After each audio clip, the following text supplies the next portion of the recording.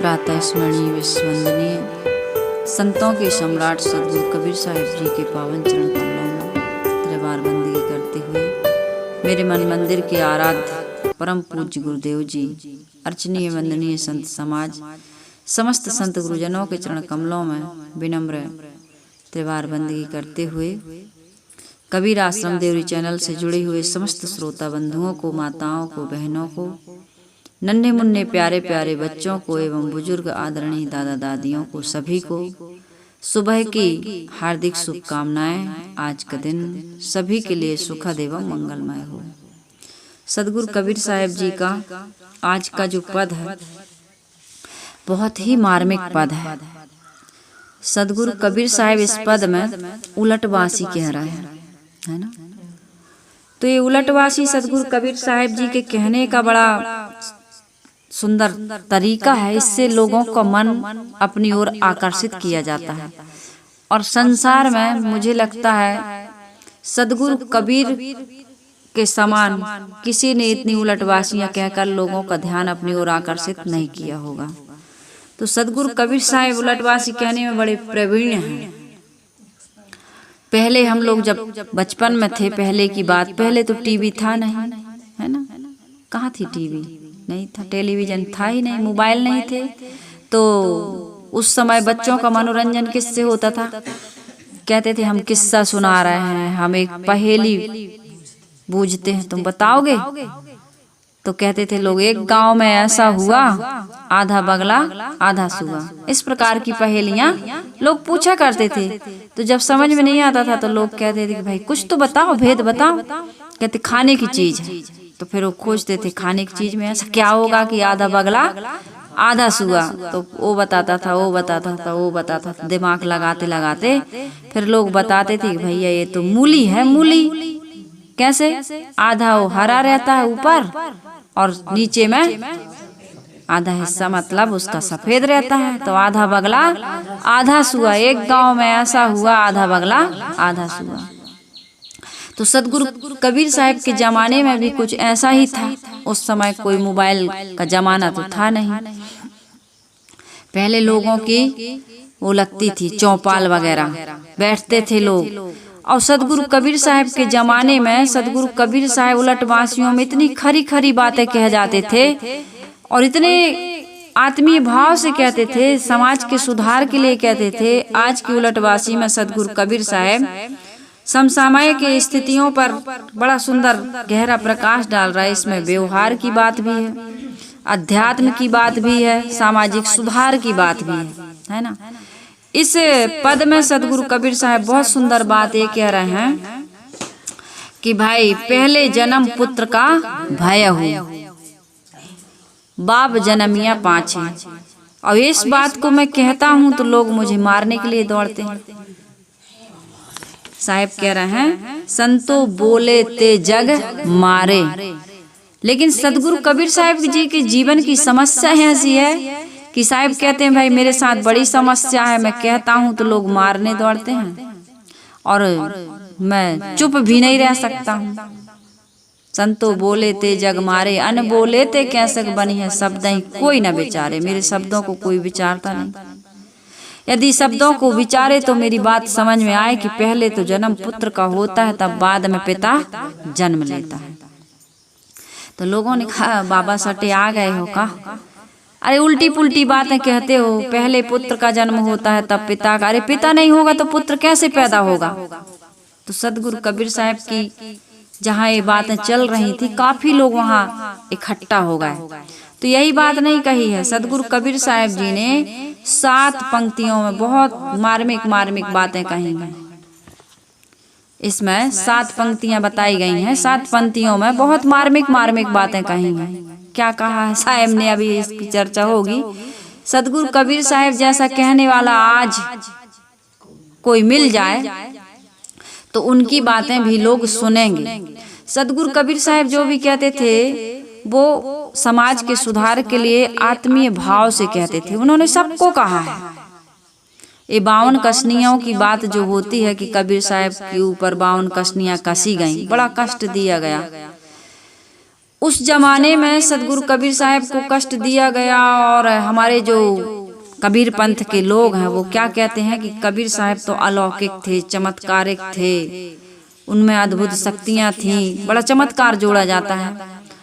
तो सदगुरु कबीर साहब के पीछे जो चमत्कार जोड़ा जाता है, इस प्रकार से चमत्कार किसी के जीवन में भी ऐसा अक्षर अक्षर घटित नहीं होता है। कुछ चमत्कार होते हैं, चमत्कार उनके जीवन का सबसे बड़ा यही था कि उनकी मन वाणी कर्मों में एक सत्य की प्रतिष्ठा थी और लोग उनको इस सत्य के नाते, इन समता के नाते, इन समाज के सुधार की भावना के नाते जो कहते थे, इससे लोग जुड़े थे उनसे।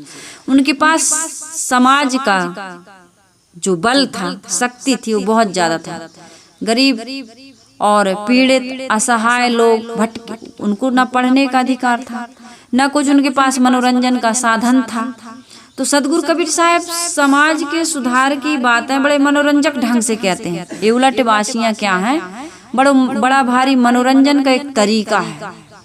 तो कोई ऐसा कहे कि पहले जन्म पुत्र का भयु बाप जन्म या पाछे, तो कहेंगे लोग आएंगे, आओ तो भाई ये कबीर साहब क्या कह रहा है, सुनो तो, समझो तो लोग उनके पीछे एक भीड़, एक बहुत बड़ा कहना चाहिए जनसमूह, जनसैलाब उनके पास हमेशा उपस्थित रहता था। जहाँ भी सदगुरु कबीर साहब बैठते थे, जहाँ से निकलते थे, लोग घेरे रहते थे उनको। साहिब ने इसलिए तो कहा है कि साधु भया तो क्या भया, बोले ना ही विचार, हते पर आई आत्मा जीव बांध तलवार। तुम सत्य कहते हो, सदगुरु कबीर साहब के पंथ में दीक्षित हो, उनकी बात, उनके फॉलोअर्स हो, लेकिन सच बात कहो, लेकिन उस सनक में ना कहो कि कबीर साहब ने भी कहा था 52 कसनियाँ कसी हैं और उनका कुछ नहीं हुआ तो हमारा क्या होगा। बात सही कहो, समाज के सुधार के लिए कहो, लेकिन कहने का तरीका तुम्हारा चुटीला हो जरूर, लेकिन लोगों को ऐसा न चुभ जाए। साहब ने कहा राम वियोगी विकल तन इन दुख बो मति कोय, छुवत ही मर जाएंगे ताला बेली होए। सदगुरु कबीर साहब जी के कहने का तरीका सीखिए। एक व्यक्ति ने मुझे फोन किया, एक संत का नाम लिया कि वो तो बहुत देवी देवताओं का खंडन करते हैं, पूजा पाठ का खंडन करते हैं, व्रत उपवास तीर्थ व्रत अनेक चीजों का जो समाज में चल रहा है उसका बहुत खंडन करते हैं। साहब हमें तो ऐसा लगता है उनको मार न दें। तो ये मार काट क्यों होता है? धर्म और संप्रदाय को लेकर के ये मार काट जो हो रहा है भी यही कट्टरता के कारण। सदगुरु कबीर साहब ने कितनी बड़ी बड़ी बातें कही, लेकिन सदगुरु कबीर को किसी ने मारा नहीं। 120 वर्ष तक जिए हो, 119 वर्ष 7 महीने और 21 दिन, कितना दिन जिए हैं साहब, लेकिन उनको किसी ने मारा नहीं। और बल्कि सदगुरु कबीर साहब जी का जब शरीर छूटा तो हिंदू और मुसलमान दोनों ने झगड़ा कर लिया कि इनको हम दफनाएंगे, इनको हम जलाएंगे। अंततः किसी समझदार ने साहब की लाश गायब कर दी। इसमें भी लोगों ने चमत्कार जोड़ दिया। भाई किसी की लाश को जब तक आप गायब नहीं करोगे कहाँ जाएगी लाश, बताओ। ये चमत्कार की बात है ना करो। कोई वस्तु यहाँ रखी है, लोटा रखा है, गिलास रखी, टेबल रखी, जब तक इसको हटाओगे नहीं कहाँ जाएगी। 5 तत्वों से बना हुआ ये शरीर, अब तुम तो उसको शरीर 5 तत्वों वाला मानते ही नहीं। कोई भी, मैं रोज बताती हूँ, बिना कारण के कार्य नहीं हो सकता है। 5 तत्वों के बिना, माता पिता की सप्त धातुओं के बिना ये शरीर नहीं बन सकता है। और यदि नहीं बनेगा तो इस शरीर से कोई क्रिया, जब शरीर ही नहीं तो क्रिया कैसे करोगे? चमत्कार से काम होने वाला नहीं।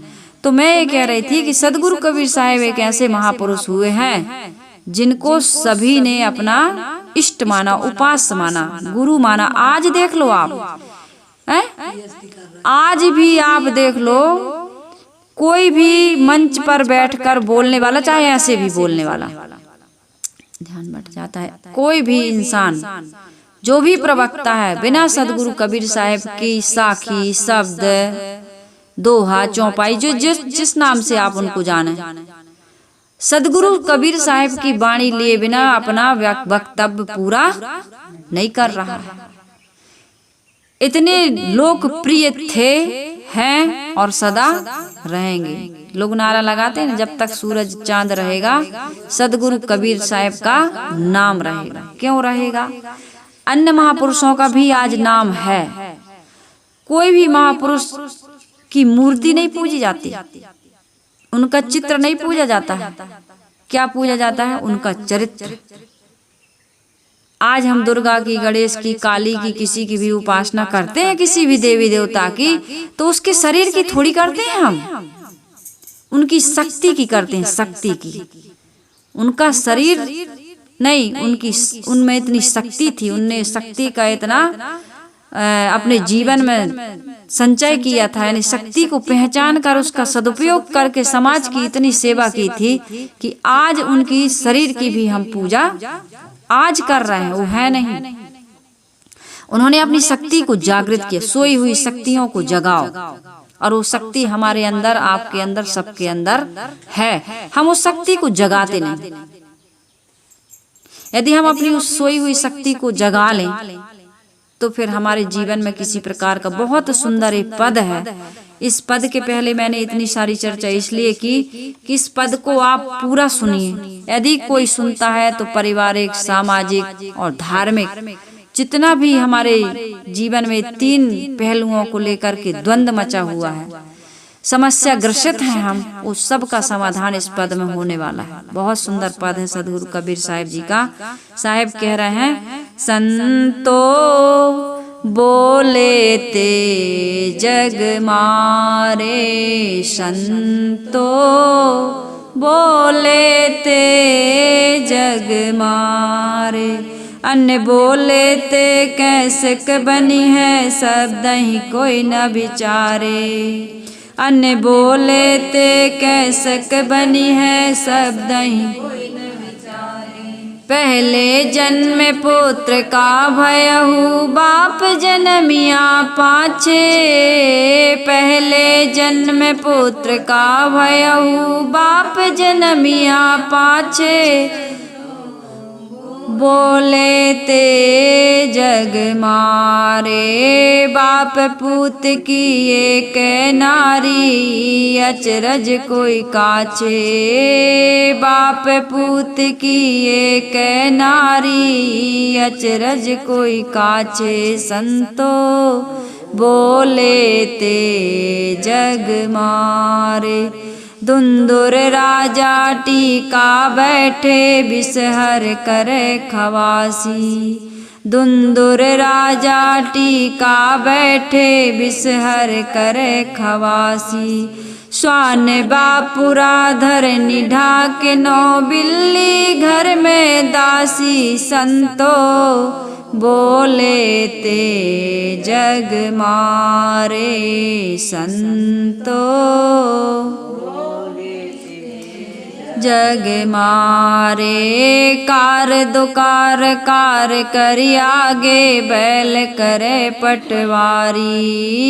कार दुकार कार करी आगे, बैल करे पटवारी।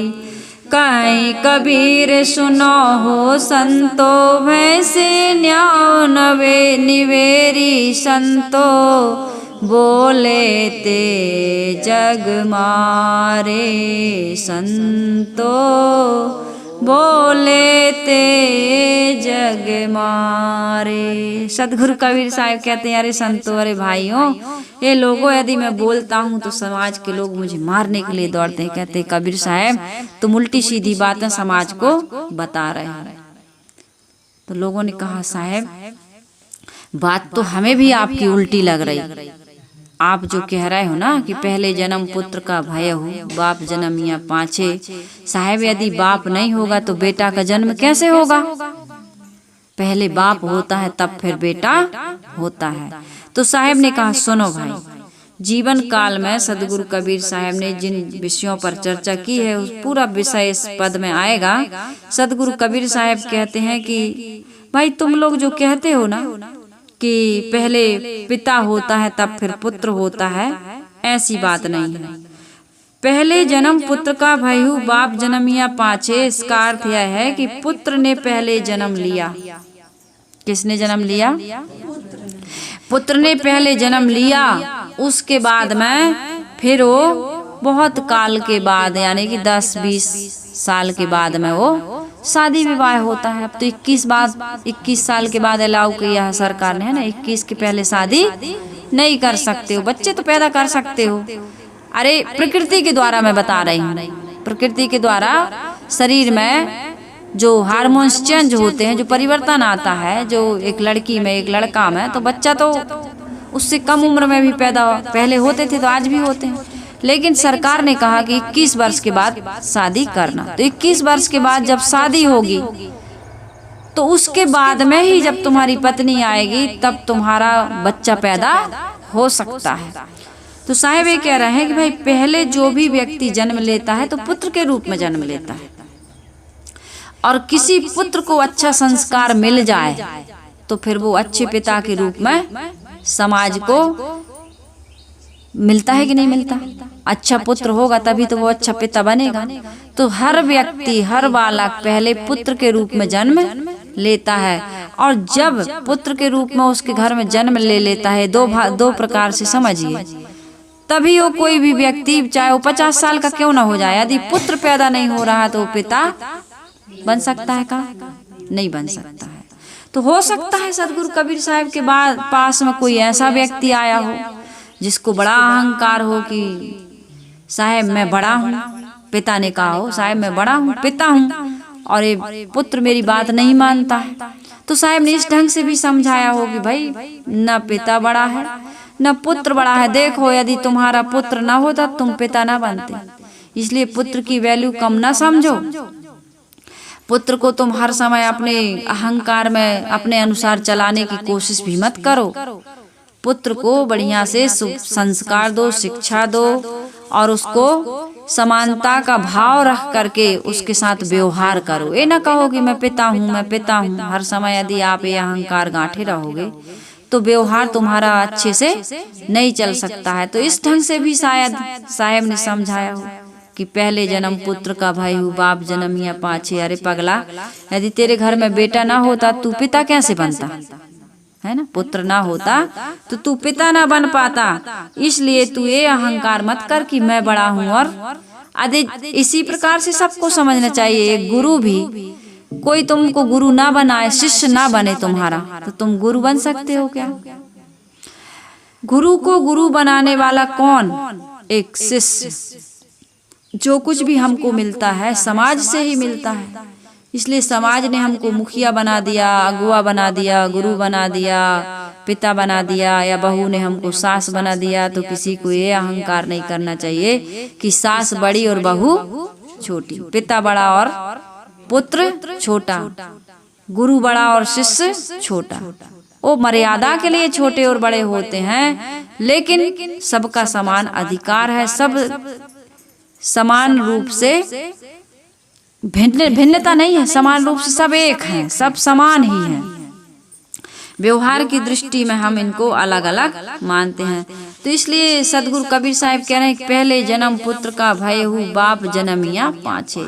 साहब इसलिए कह रहे हैं कि भाई पुत्र को अच्छे संस्कार मिल जाएं, बेटे को यदि अच्छे संस्कार मिल जाएं तो वही बेटा आगे चल करके एक अच्छा पिता बन सकता है, और एक समाज को सुंदर दिशा, एक अच्छा भाई बनेगा, एक अच्छा पति बनेगा, एक अच्छा पिता बनेगा, एक अच्छा समाज का व्यक्ति बनेगा। एक समाज की सुंदर रचना वो कर सकता है। जैसे महात्मा गांधी हो, महात्मा बुद्ध हो, महावीर हो, कबीर हो, जितने भी महापुरुष हुए हैं, बहुत सारे समाज सुधारक भी हुए हैं और हमारे संत महापुरुष भी हुए हैं। केवल पुरुषों के लिए नहीं कह रही मैं, स्त्रियों के लिए भी यदि अच्छे संस्कार बचपन से जिस बच्चे को मिल जाते हैं, वो बच्चा समाज के लिए बहुत बड़ा काम करता है। वो किसी प्रकार का जो अभी हम देख रहे हैं घटना दुर्घटनाएं जो हो रही है ना, वो बच्चे को संस्कार अच्छे नहीं मिल रहे हैं। कोई व्यक्ति जन्म से बुरा नहीं होता है, कुछ संस्कार लेकर के तो आता है, लेकिन आज का वर्तमान का संस्कार उसको बनाने और बिगाड़ने में बहुत बड़ा कारण बनता है कि नहीं। जिसके घर में लड़ाई झगड़ा होता है, कटु शब्दों का प्रहार होता है, एक दूसरे को गलत शब्दों से प्रयोग करते हैं, खाने पीने में, देखने सुनने, उठने बैठने, हर चीज में, बात व्यवहार में। उसके घर के बच्चे भी ऐसे ही, एक घर में छोटे छोटे बच्चे थे, तो माता पिता ने कहा कि बच्चों थोड़ा सुबह शाम टहलने के लिए जाया करो। तो बच्चे टहलने के लिए गए थे, तो बीच रास्ते में संत मिले। तो उन बच्चों ने बहुत सुंदर हाथ जोड़ करके प्रणाम किया संतों से। तो संतों ने कहा कि अरे बच्चे, खुश हो गए संत कि इतने छोटे छोटे बच्चे एकदम हाथ जोड़ के सिर झुका के प्रणाम कर रहे हैं। जैसे हमारे यहाँ आ जाता है ना वेदांश, बढ़िया सी राधे राधे कहेगा और जयराम जी की कहता है। अब तो साहेब बंदगी सीख रहा है, साहेब बंदगी। तो अच्छा लगता है ना कि बच्चे में देखो संस्कार है। तो उस बच्चे ने भी बढ़िया से प्रणाम किए। 2 बच्चे थे, 2 भाई थे। तो संतों ने पूछा बेटा तुम्हारा क्या नाम है? तो दोनों ने हाथ जोड़ के श्रीमान जी हमारा ये नाम है, श्रीमान जी लगा के अपना नाम बताया।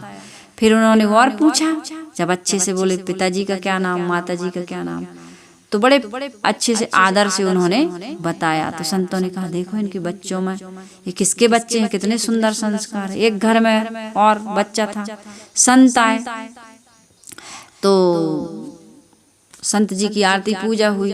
बच्चा खेल के आया तो कहा जाओ बेटा संत जी से प्रणाम करके आओ। तो गया, तो संत जी थोड़ा हाथ मुंह धोने के लिए अंदर कमरे में बाथरूम चले गए थे।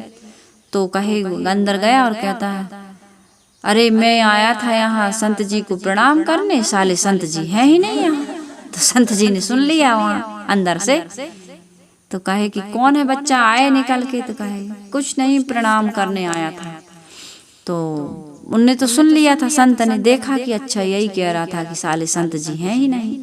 तो बाद में फिर उन्होंने देखा घर में कि सब रे बे साले करके वो एक दूसरे से बात कर रहे थे, संबोधन कर रहे थे। तब संत जी समझ गए कि बच्चा यहीं से सीखा है।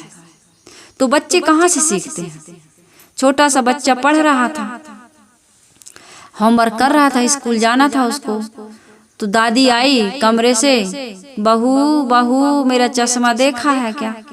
तो बहू कहती रात दिन इनका चश्मा है, इनकी चाबी, किसी की चाबी गुम जाती है ना। कल माता जी की चाबी गुम गई थी, ढूंढ रही थी, आश्रम आए थे, कहीं यहीं तो नहीं गिर गई। तो घर के लोग डांट रहे थे, तुम्हारी जब देखो जब चाबी क्यों हमेशा साथ में लेके चलती हो, कहीं रख नहीं सकती? हमारी चाबी तो कभी नहीं घूमती, देखो हम रखे रहते हैं, अमुक जगह रख देते, तुम भी रख दिया करो। तो घर में होता है। दादी ने कहा कि बहू बहू चश्मा देखी हो क्या? तो बहू कह रही इनका जब देखो चश्मा ही, जाओ जी इनका चश्मा खोज के दे दो, जब देखो चश्मा ही गुम जाता, चश्मा ठीक से नहीं रख सकती। तरह तरह की बातें सुना रही थी किचन से, बच्चा सुन रहा था, वहीं बैठा पढ़ रहा था वो। कुछ देर के बाद में उनके पिताजी का भी रूमाल, ऑफिस जाना था, पिताजी का रूमाल याद नहीं कहाँ रख दिए। तो कहा कि पप्पू रूमाल देखे हो? कहा क्या पिताजी रूमाल, रूमाल जब देखो तुम रूमाल ही तुम्हारा गुम जाता है। तब एक दिन हुआ, 2 दिन हुआ, रोज की झंझट, रोज का झगड़ा। एक दिन बहू ने फिर कहा कि जाओ जी इनका चश्मा देख दो। तो लड़का कहता है क्या माँ बिल्कुल अंधी हो गई, ये रखा है चश्मा दिखाई नहीं देता। पापा ने दूसरे दिन कुछ पूछा मेरा ये सामान कहाँ है? तो उसका बेटा कहता है क्या पापा सचमुच में तुम अंधे हो गए हो, ये रखा है तुमको दिखाई नहीं देता? तब उसका पापा कहता अरे ये कैसा बोलने लगा है। इतने मम्मी कहती टिफिन रख लिया, शूज पहन लिए, सॉक्स पहन लिए, तैयार हो गए, होमवर्क किया कि नहीं, तरह तरह की। मम्मी नहीं भाई, मम्मी तो पूछेगी। तो मम्मी को भी जवाब देता है क्या मम्मी इतना बोलती हो, कभी चुप नहीं रह सकती हो, कितना बोलती हो, तुमसे छुट्टी कब मिलेगी, ऐसे बच्चा बोल देता है और स्कूल जाने लगता है। तब मम्मी पापा कहते हैं यही संस्कार सीखता है, स्कूल में यही सीखता है, यही तेरे टीचर सिखाते हैं। तो पलट के जवाब देता है मम्मी पापा मैं स्कूल में नहीं सीखता, मैं जो भी सीखता हूँ तुम लोगों से सीखता हूँ। तो कहाँ से संस्कार मिला बच्चे को? घर से ही संस्कार मिलता है। बच्चे जो कुछ भी सीखते हैं घर से सीखते हैं। झूठ बोलना घर से सीखते हैं, गाली देना घर से सीखते हैं, जितना भी चोरी करना घर से सीखते हैं। एक बच्चे को माँ मार रही थी, बहुत पिटाई कर रही थी, पड़ोसिन आई, रो रहा था बच्चा, पड़ोसिन आई, भाई आते हैं ना पड़ोसी लोग, क्यों मार रही हो छोटे से बच्चे, क्या गलती कर दी, ऐसा क्या पहाड़ टूट पड़ा, क्यों इतना मार रही है? तो उसने कहा देखो ये चोरी करना सीख रहा है। तब उस बच्चे को उसने पड़ोसिन ने अपने गले से लगा लिया और कहा बेटा बताओ तुम चोरी क्यों करते हो? तब उसने बताया आंटी मैं नहीं करता चोरी, मम्मी चोरी करती है, मैंने उसी से चोरी करना सीखा। कहे कैसे? कहे ऊपर वाली आंटी के लिए यहाँ अंकल जी दूध दे के जाते हैं, यहाँ से वो आंटी जी दूध लेने आती हैं, हमारे घर में दूध छोड़ जाते हैं, तो मेरी मम्मी उस दूध में से कुछ दूध निकाल लेती है और जितना दूध निकालती है उतना पानी मिला देती। तो मैंने ये मम्मी से सीखा चोरी करना, झूठ बोलना। कहाँ सीखते हैं बच्चे? कुछ पड़ोसी मांगने आया, कहते जाओ कह दो, बिल्कुल मत कहना इनको, बिल्कुल मत बताना, जाओ सामान अंदर रख दो, बोल दो कि नहीं है घर में, कहते हैं कि नहीं कहते? तो बच्चे कहाँ से सीखते हैं? पहले तो बच्चा कहता है कि अरे ऐसा चोरी भी किया जाता है, ऐसे झूठ भी बोला जाता है, ऐसे गाली भी दी जाती है, इस प्रकार से बहाना भी बनाया जाता है। आज जड़ मूर्तियों की पूजा करना बच्चा कहाँ से सीख रहा है? और दादी को कहता दादी दादी तुम कब मरोगी? दादी ने पूछा अरे तुम ऐसा क्यों बोले? तो कहते दादी मैं नहीं बोलता, मेरी मम्मी पूछती है पापा से कि दादी कब मरेगी। दिन भर मुझे परेशान करती है, दिन भर रोकती है, टोकती है, उस घर में जाकर के अपना कब्जा जमाई है, उस रूम में रहती है, किराए से दे देते तो इतना पैसा मिल जाता, तरह तरह की बातें मेरी दादी के लिए मेरी मम्मी कहती है। तो आज मम्मी के लिए उसके मन में क्या संस्कार बन रहा है बच्चे के, और तुम कहते हो बच्चे निकम्मे हो गए, बच्चे बर्बाद हो गए, बच्चे शैतान हो गए। अरे बड़ा शैतान है, बड़ा ये है वो है। मम्मी लोग हमेशा शिकायत करती हैं, ये मानता नहीं साहब, होमवर्क नहीं करता साहब, पढ़ता नहीं है, मोबाइल देखता रहता। कहाँ बच्चा जब रोता था, छोटा सा था बच्चा, तो तुमने मोबाइल किसने दिया? वो तो नहीं जानता था मोबाइल चलाते हुए, किसको देखा उसने? तुमको देखा। मोबाइल उसको किसने पकड़ाया? गाना सुनो, देखो देखो देखो देखो गाना सुनो, देखो ये कार्टून शो देखो, देखो छोटा हाथी आ गया, देखो छोटा भीम आ गया, है ना? ये सारी कहानियां, ये सारे कार्टून कौन दिखाता है उसको? वो तो खरीद के लाया नहीं बच्चा मोबाइल, कि खरीद के ले आता है? वो मार्केट गया था? वो नहीं गया था, तुम ही ने सिखाया। तो जितने भी आज अपराध हो रहे हैं, कहीं ना कहीं इसके पीछे हमारे माता पिता, हमारे परिवार के लोग, हमारे समाज के लोग ही जिम्मेदार है कि नहीं? इसलिए सदगुरु कबीर साहब जी कह रहे हैं कि पहले जन्म पुत्र का भाई हो। पुत्र कैसा होता है? एक गीली मिट्टी की तरह, और माता पिता कैसे होते हैं? एक सांचे की तरह। जैसा सांचा मिलता है बच्चे वैसे ही ईंट बनती है कि नहीं बनती? वैसे ही जैसे माता पिता होते हैं वैसे ही संस्कार बच्चों को मिलते हैं। तो आपका बच्चा आज डिस्को डांसर है, आज ढिसिम ढिसिम कर रहा है, आज बड़ा फैशनेबल हो गया है, बड़ा नशेड़ी हो गया है, तो गर्भ के समय तुमने क्या सुना था, क्या देखा था, क्या संस्कार लिया था? सच्ची घटना बताई करती है हमारी साध्वियां, मैंने उनसे सुना है कि हमारा बच्चा बहुत मारपीट करता है, बहुत लड़ाई झगड़ा करता है। माँ ने पूछा, तो एक मनोवैज्ञानिक ने पूछा कि भाई जब तुम्हारे गर्भ में था ये बच्चा, तो तुम क्या देखना, सुनना, पढ़ना पसंद करती थी? कहे और तो कुछ नहीं, मैं पिक्चर बहुत पसंद करती हूँ। कहे कौन सी पिक्चर देखी थी? कहे 16 पिक्चर 16 बार देखी हूँ। उस समय 16 पिक्चर 16 बार देखी हूँ। कौन सा था वो? गब्बर सिंह था क्या? गब्बर सिंह। तो तुम्हारा बेटा बस गब्बर सिंह बन गया, बोला मनोवैज्ञानिक ने कहा। भाई जो देखोगे संस्कार, अभिमन्यु की कथा सुनी होगी आप लोगों ने। मानव को जैसा संग मिले, कपड़े को जैसा रंग मिले, उसी रंग में रंगता है और जीवन का कण कण खिलता है। संस्कार कहाँ से मिलता है? ये अलग बात है कि कुछ बच्चे ऐसे होते हैं, ये देखा जाता है कि शुद्ध संस्कारी माता पिता के यहाँ कुसंस्कारी बच्चे पैदा हो जाते हैं, और कुसंस्कारी माता पिता के यहाँ सुसंस्कारी बच्चे पैदा हो जाते हैं। मैंने आंख से देखा। ऐसे भी अपवाद स्वरूप कई ऐसे किस्से देखने सुनने में आते हैं, ऐसा भी होता है। लेकिन कोई ये ना कहे, इस चीज को इग्नोर ना करे कि अरे बच्चे का अपना संस्कार होगा, हम तो रोज कहेंगे जाओ बेटा थोड़ा बीड़ी सुलगा के ले आओ, जाओ दुकान से गुटखा लेकर के आ जाओ। भाई तुम गुटखा मंगाओगे, बच्चा बड़ा जिज्ञासु होता है, बच्चे के माथे पर जिज्ञासा लिखी होती है। बच्चा पूछता है ना, मम्मी ये क्या है, पापा ये क्या है, ये क्यों ऐसे हो गया।